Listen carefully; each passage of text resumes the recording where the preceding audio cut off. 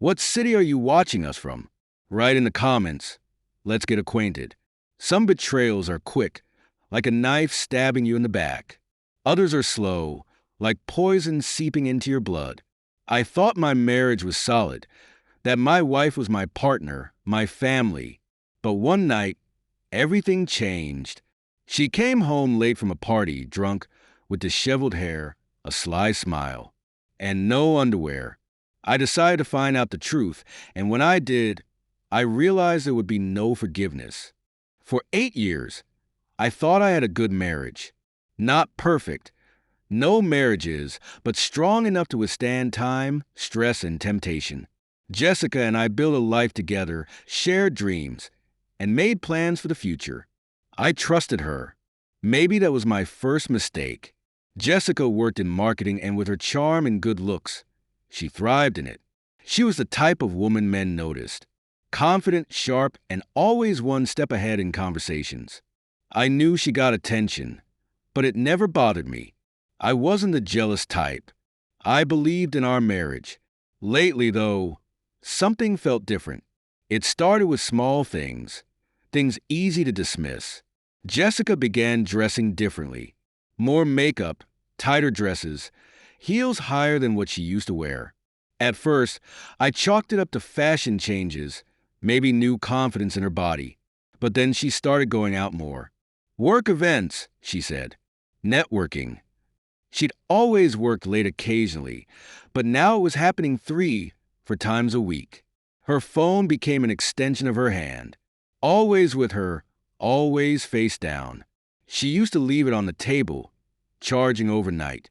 Now, she took it to the bathroom, the kitchen, even when she stepped outside for a quick breath of air. I told myself I was overthinking. A man who starts doubting his wife without proof is just insecure. I wasn't going to be that guy. But doubt has a way of creeping in, planting itself in the back of your mind like a parasite, feeding off little details you can't ignore. Then one night, my entire world shifted. It was past midnight when I heard Jessica stumble through the front door. I had been lying in bed, pretending to sleep, but when I heard the unmistakable sound of keys dropping and her muffled curse, I got up. She stood in the doorway, her body leaning against a frame for support. Her dress was wrinkled, slightly askew, one strap falling off her shoulder. Her hair was a mess, curls tangled in a way that didn't happen naturally. Her lipstick was smudged, and her eyes were glassy from too much alcohol. And then I smelled it. Cologne. Not mine. Strong, masculine, and expensive. It clung to her skin, her hair, her dress. She saw me standing there and giggled, a drunken, careless laugh. "Hey, baby," she slurred, trying to kick off her heels but missing. I just stared at her. Then my eyes traveled downward. Something was missing. "Where's your underwear?" My voice was calm. Too calm. Jessica blinked at me, swayed a little, then looked down as if just noticing. She shrugged, laughing again. "No idea. Must have lost them." Lost them. My stomach tightened into a fist. I felt my jaw clench, but I didn't say anything. She stumbled past me, heading for the bedroom. I followed. She barely made it to the bed before collapsing onto it, face down, kicking off her other shoe. "Jessica," I said. She mumbled something into the pillow. I stepped closer. "Look at me." She turned her head slightly, her expression groggy. "Who were you with?" She laughed again, that same careless giggle. "Work friends." The lie was so obvious, so effortless, that I felt something inside me crack. I didn't press further. Not that night. I needed her sober. I needed to think. She passed out minutes later, the scent of another man still clinging to her skin. I stood there for a long time, staring at her, listening to her uneven breathing. The next morning, Jessica woke up late. I was already in the kitchen, pretending to be focused on my coffee. I heard her groan from the bedroom, then the rustling of sheets, the slow creak of the mattress as she sat up. A minute later, she stumbled into the kitchen, squinting against the sunlight streaming through the window. "Morning," she muttered, rubbing her temples. Her voice was hoarse, heavy with sleep and the aftermath of last night's drinking. I didn't respond right away. I just watched her as she made her way to the fridge, grabbed a bottle of water, and took a long sip. Her dress from last night was still on, wrinkled beyond repair. She smelled like alcohol, sweat, and something else. Jessica caught me staring. She gave me a weak smile, leaning against the counter. "Ugh, I feel like death. What did I even do last night?" "You don't remember?" My voice was even, calm. She hesitated for a fraction of a second. A flicker of something, unease maybe, crossed her face, but then it was gone. She shrugged. "Bits and pieces. I drank way too much." She laughed softly, shaking her head. "Work events should be illegal." I didn't laugh. I just took another sip of my coffee. She shifted her weight, studying me. "You okay?" "You're being weird." "Just tired." She seemed to accept that. She stretched, groaned again, and then ran a hand through her messy hair. "God, I need a shower. I probably smell like a brewery." I let her walk past me. I let her think the conversation was over. But as soon as she disappeared into the bathroom, I stood up and walked toward the garage. Jessica wasn't careful. She thought I was blind. Her car was still parked in the driveway, exactly where she left it last night. I opened the driver's side door and slipped inside, inhaling deeply.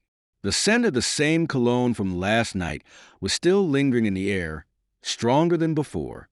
It wasn't just on her. It was in the car, soaked into the fabric of her seat. Then I noticed something on the floor. A scarf. Not hers. It was dark gray, soft, expensive. It reeked of cologne. I picked it up, turning it over in my hands.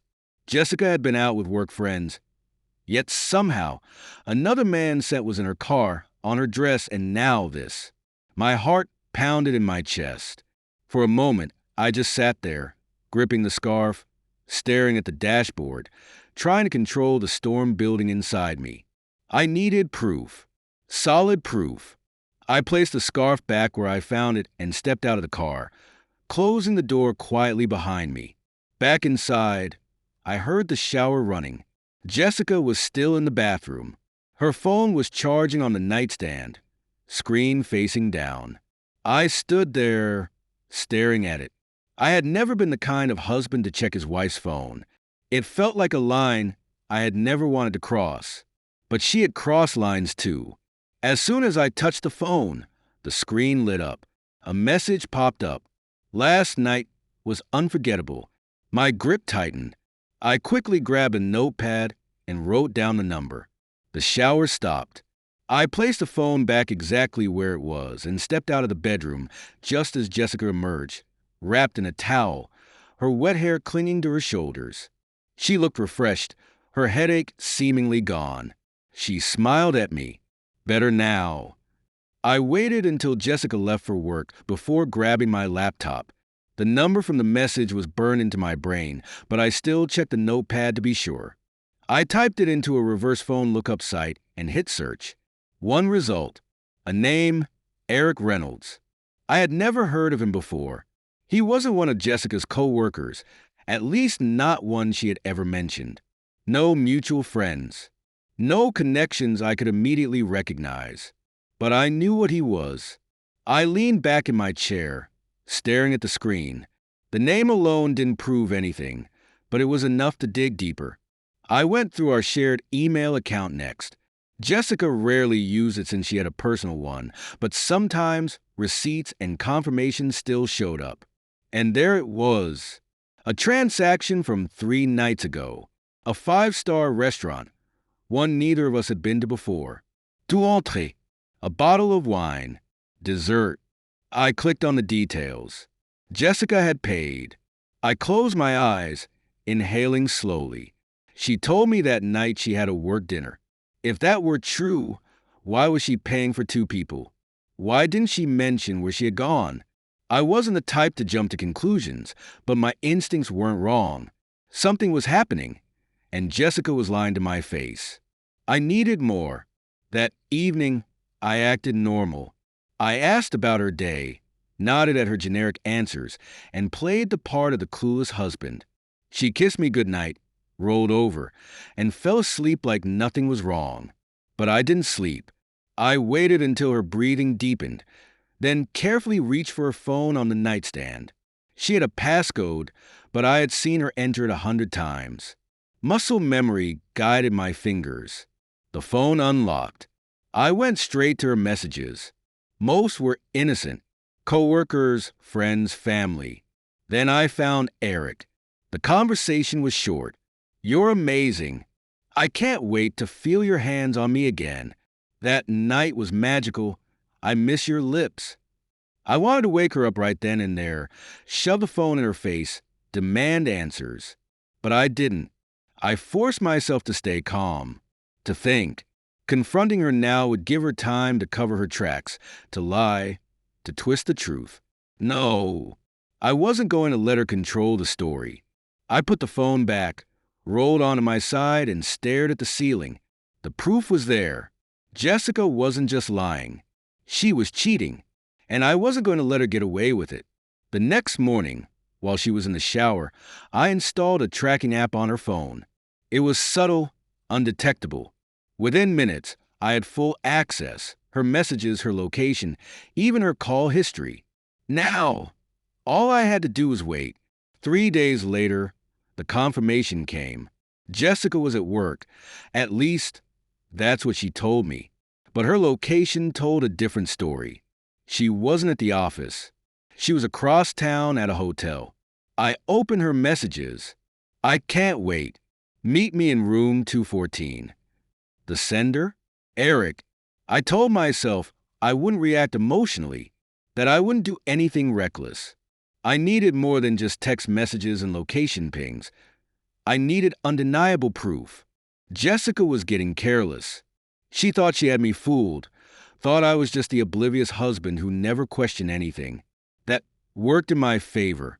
The less she suspected, the more reckless she became. The next step was setting up a hidden camera in her car. It wasn't difficult. I bought a small dash cam, disguised as an air freshener, and installed it. It would record video and audio whenever the engine was on. 3 days later, I got exactly what I needed. That evening, Jessica left the house in a hurry. "Late meeting," she said. "Might grab drinks after." I didn't ask questions. I just nodded. As soon as she was gone, I pulled up the camera feed on my phone. I watched as she parked outside an unfamiliar house, a sleek modern place in an expensive part of town. She sat there, checking her reflection in the mirror, fixing her lipstick. Then the front door opened and Eric stepped out. Tall, good-looking, dressed too well for a casual night in. He walked straight to the car, got in, and leaned over the center console. Jessica met him halfway. Their lips crashed together. I watched, fists clenched, as his hands moved down her body, slipping under her dress. She giggled, tilting her head back as his lips moved to her neck. Within seconds, her hand disappeared under his shirt, fingers trailing along his chest. I didn't call her. I didn't send an angry text. I didn't drive over there and drag her out of the car. No, I let it happen. The more they thought they were safe, the more evidence I would collect. The more I would own her when the time came. When she got home later that night, I was already in bed. She climbed in beside me, smelling of wine and evening of love, her voice soft and affectionate. "Long night," she murmured, kissing my cheek. After seeing the footage, something in me shifted. The pain was still there, but it no longer controlled me. Instead, it sharpened into something cold, something calculated. I wasn't going to confront Jessica, not yet. No shouting matches, no accusations. I wanted something better. I wanted destruction. Jessica had spent months, maybe longer, lying to my face, sneaking around, laughing behind my back while she let another man touch her. She thought she was clever, that she had me fooled. But she had no idea that from the moment I saw that first message, I was already 10 steps ahead. It started with the money. Jessica had no real interest in our finances. She made decent money at her job, but I was the one who handled the bills, the mortgage, and the savings. She had access to our accounts, but she rarely checked beyond her personal spending. As long as she had money for her expensive makeup, designer shoes, and overpriced dinners, she was happy. That made things easy. The first thing I did was open a new bank account in my name only. From there, I started making small, unnoticeable transfers from our joint savings. A few $100s here, a few thousand there, amounts that wouldn't raise any red flags. Over the next few weeks, I funneled over 80% of our liquid assets into that account. Then I turned to our debts. The mortgage, credit cards, car loans. Most were in both our names, but that was something I could manipulate. I refinanced certain accounts, removed myself as a co-owner wherever I could, and transferred the full responsibility onto Jessica. It was a slow, careful process. I couldn't afford to make her suspicious. But when the time came, she'd realize the truth in the cruelest way possible. She'd be buried in financial ruin, and I wouldn't be there to save her. And through it all, I played my part. I still kissed her in the mornings before she left for work. I still asked about her day over dinner, nodded at her generic answers, and pretended I didn't notice when she hid her phone screen from me. I even initiated intimacy a few times, watching how she hesitated, how guilty she looked. That part almost made me sick, but I did it anyway. I let her believe she still had control. But Jessica was no fool. She had spent years playing games with men, knowing exactly how to twist them around her finger.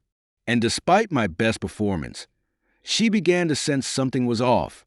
One night, as we lay in bed, she rolled over to face me, resting a hand on my chest. "You've been distant lately." I kept my breathing steady. "Work's been stressful." She studied me, her eyes searching mine for something. "Are you sure that's all?" I turned toward her, brushing a strand of hair from her face, smiling like I used to. "What else would it be?" For a moment, she hesitated. A tiny flicker of doubt passed through her expression, like she wanted to press further. But then, as if deciding she was imagining things, she smiled back. "I love you, you know." I kissed her forehead. "I love you too." And just like that, she let it go. If I hadn't known the truth, I might have believed her. The way she said those words, so soft, so real, it was almost convincing. But I had seen the footage. I had read the messages. I knew Jessica wasn't capable of love, not real love. She only knew how to take, how to manipulate. She loved me the same way she probably loved Eric, the same way she loved every other man before us. And that was why she deserved what was coming. I wasn't done yet, not even close. Once the financial trap was in place, I started setting up the next phase of my plan. I made sure Jessica was still comfortable, still oblivious. I didn't change my behavior too suddenly. I laughed at her jokes, kissed her goodbye, let her believe I was still the same trusting husband she had always known. But at the same time, I was gathering more evidence. I knew where she went. I knew what she did. The tracking app on her phone gave me her exact location at all times. Every time she said she was working late, I watched the little blinking to move to a different part of the city. Hotels, bars, restaurants. Sometimes, I opened her messages just to see how she lied to me in real time. "Ugh, this meeting is dragging forever. Heading home soon, babe. So exhausted." Meanwhile, she was kissing Eric in his car, letting his hands roam her body. I took screenshots. Every single one.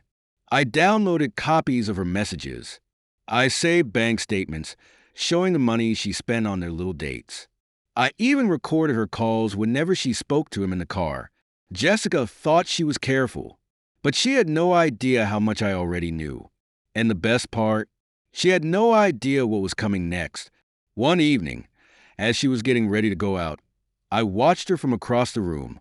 She stood in front of the mirror, fixing her lipstick, smoothing out her dress. It was a deep red, tighter than anything she used to wear when she was still faithful. She looked beautiful, like she was dressing up for a man she wanted to impress. And that man wasn't me. She caught me watching and smiled. "What? Nothing," I said, shaking my head, "just thinking how lucky I am." She walked over, wrapping her arms around my neck, pressing her lips against mine. She tasted like wine and deception. "I won't be too late," she whispered.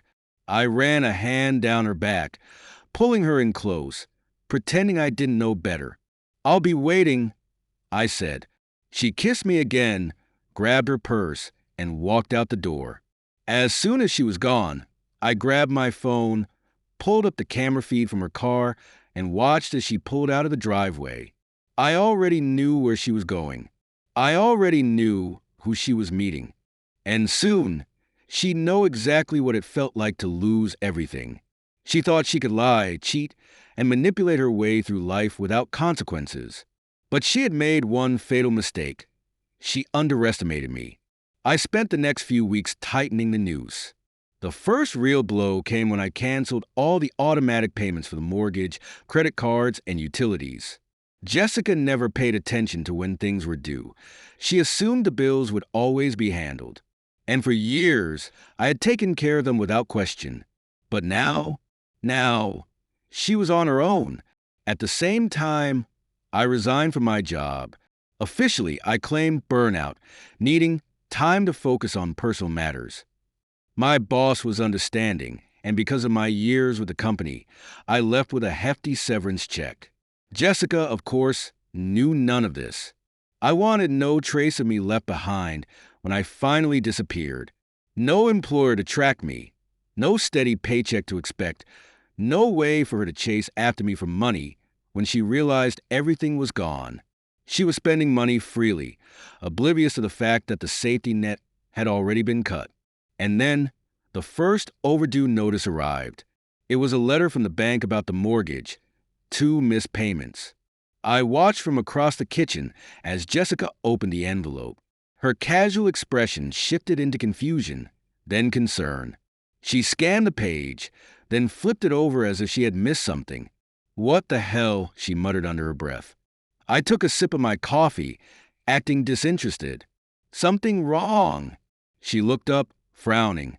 "It says the mortgage hasn't been paid in 2 months. That's not right, is it?" I shrugged. "I don't know.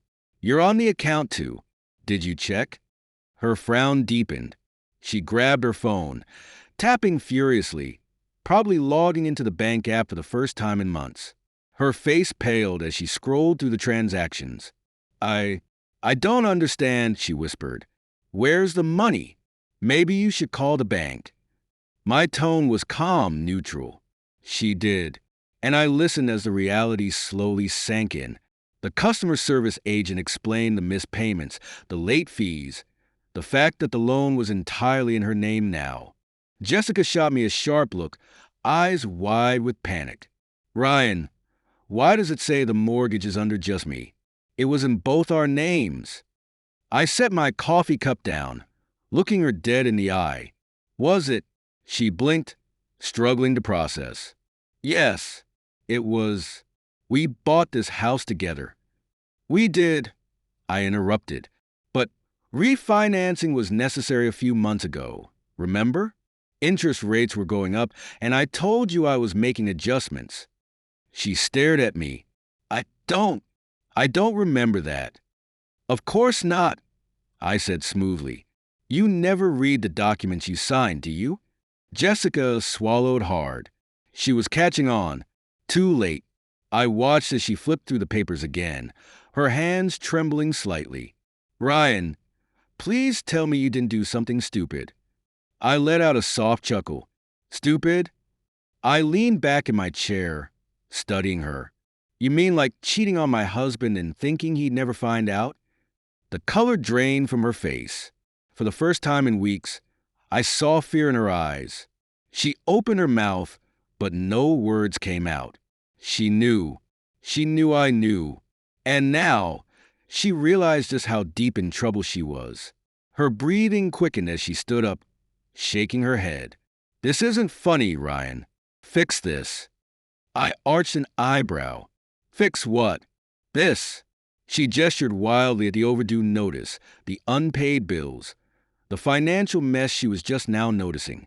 Why would you do this? I tilted my head, feigning confusion. Why would I do this? Jessica, I haven't done anything. I just assumed, since you're always so independent, you'd have no problem handling everything on your own. She was shaking now. Ryan, if we don't pay this, they'll take the house. No, I corrected. They'll take your house. I stood up, brushing past her, picking up my keys from the counter. I've got errands to run, I said casually.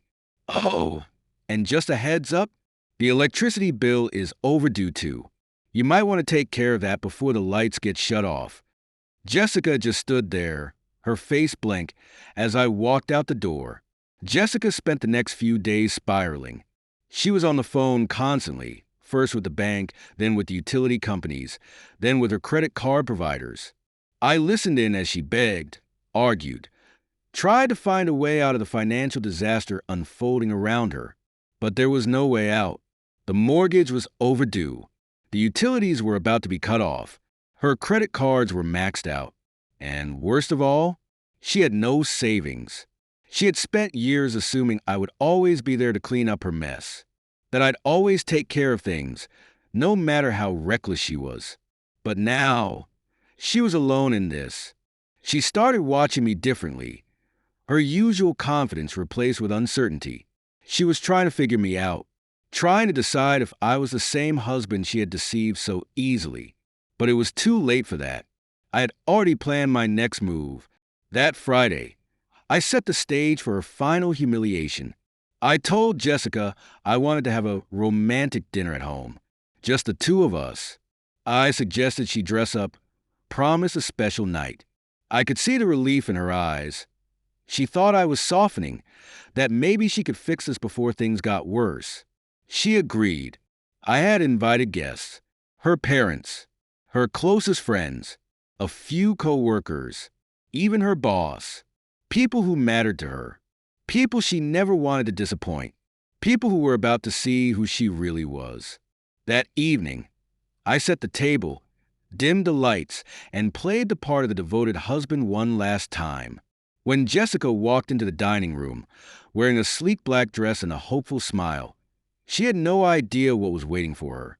The moment she saw them, her parents, her friends, all seated around the table, her smile faltered. Confusion flickered in her eyes. "Ryan?" she asked, her voice careful. I smiled. "Take a seat, sweetheart."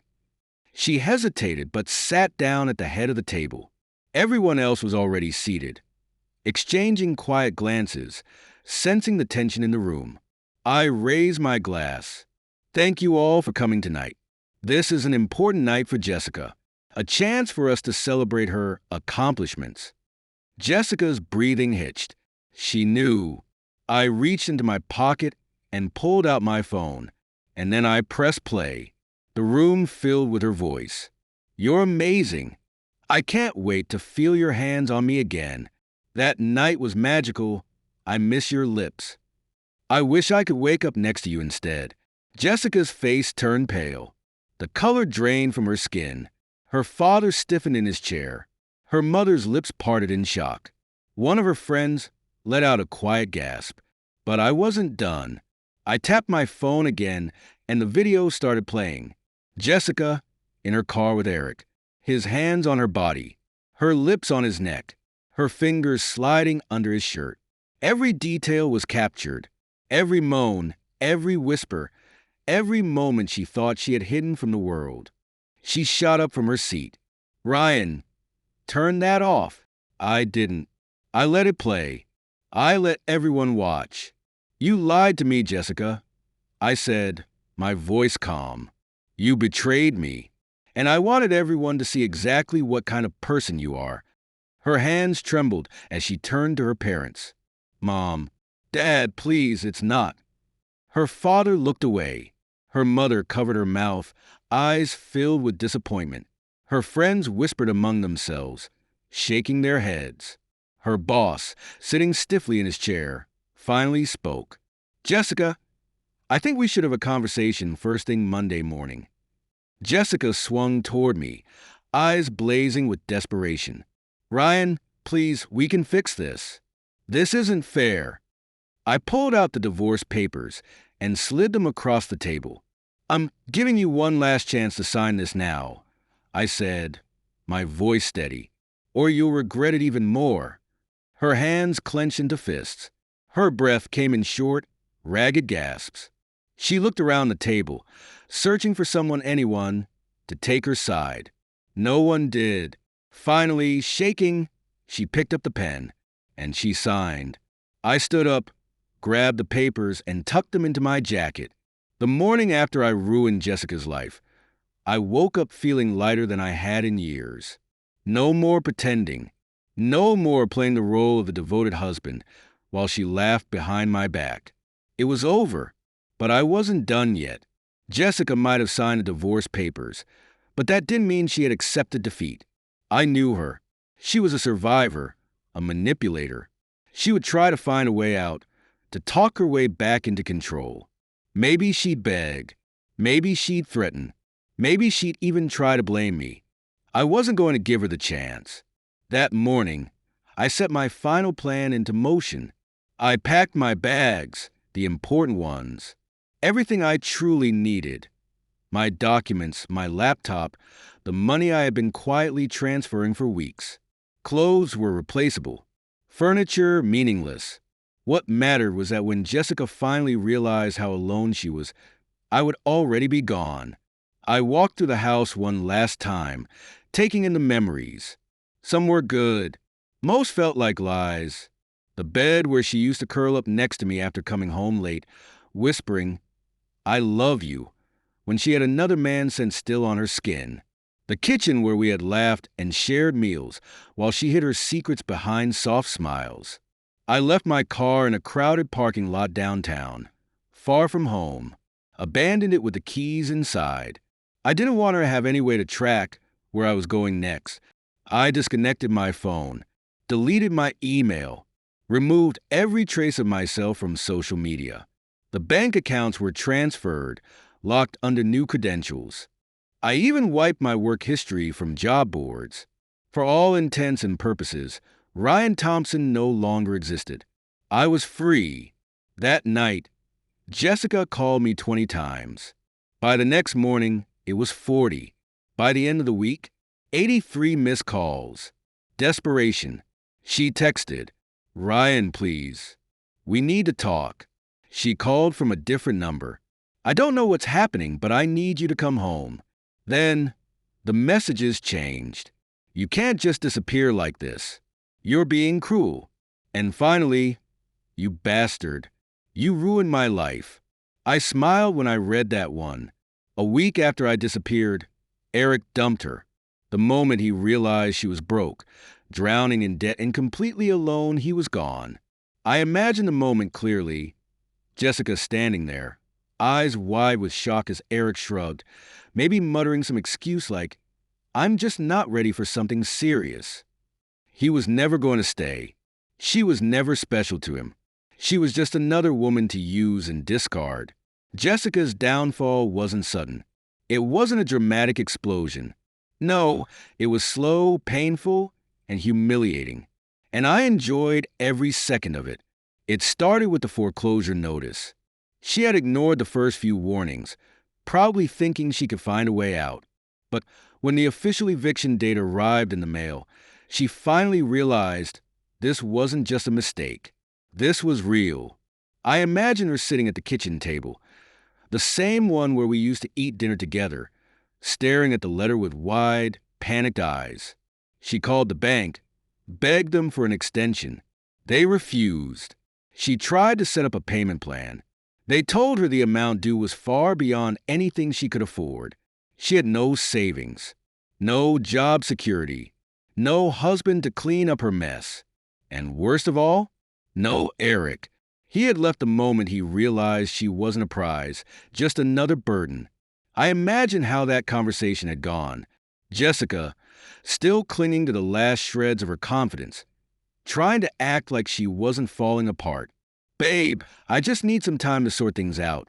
It's just a rough patch. And Eric, already halfway out the door, shrugging. Yeah, I don't think this is working out. She probably laughed at first, thinking he was joking.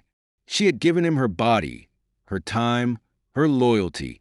Surely, he wouldn't just leave her like this. But he did, because that's what men like Eric do. And now, she had nothing. I followed her downfall from a distance. It wasn't hard. Her life was unraveling so publicly. She tried to sell her designer bags, her jewelry, her expensive dresses. But no one was interested in buying luxury from a desperate woman drowning in debt. She stopped showing up at work. Not that it mattered. After that night, the night I exposed her in front of her boss and colleagues, she had no future there. Her friends distanced themselves. Her parents stopped taking her calls. The woman who once thought she could have everything was now living a nightmare she never saw coming. And that's when I sent a letter. A plain white envelope. No return address. Just a single sheet of paper inside. I imagine her opening it with trembling fingers, her breath catching in her throat as she read the words. I knew everything. You didn't just lose me. You lost your entire life. Congratulations. I pictured her reaction. How she would sink into the nearest chair, her mind racing. How she would whisper my name, realizing that none of this had been an accident. I had taken everything from her, just like she had taken everything from me. But the difference? I wasn't weak enough to forgive. Jessica had spent years believing she was untouchable, that she could lie, cheat, manipulate, and still land on her feet. She never thought the man she betrayed would be the one to destroy her. She was wrong. She had nothing left to fix. And as far as I was concerned, Jessica Thompson was already dead to me. A year had passed. I had moved on. A new city, a new job, a new life. Jessica was nothing more than a fading memory, a mistake I had erased. I wasn't the same man who once believed in love, trust, and loyalty.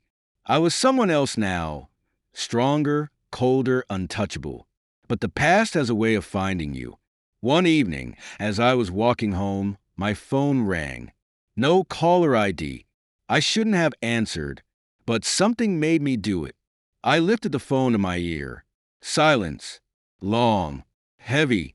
Someone was there, breathing softly, but they said nothing. I didn't speak either. I just listened, my pulse steady. And then, just before the line went dead, a whisper, soft, broken, familiar. You knew this wasn't over, didn't you? Click. The call ended. I looked at my screen. No record of the call. No trace that it had ever happened. Slowly, I lowered the phone, a cold chill creeping down my spine.